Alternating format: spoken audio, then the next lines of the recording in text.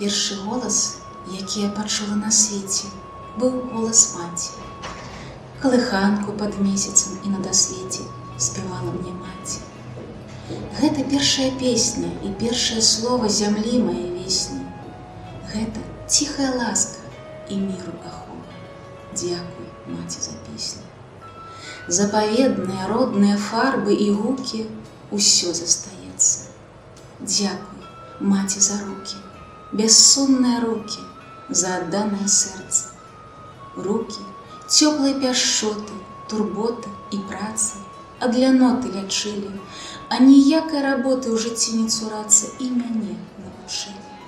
Не пакрыўджу цябе, з тваіх сцежак не збоджу, засланю ад нягоды.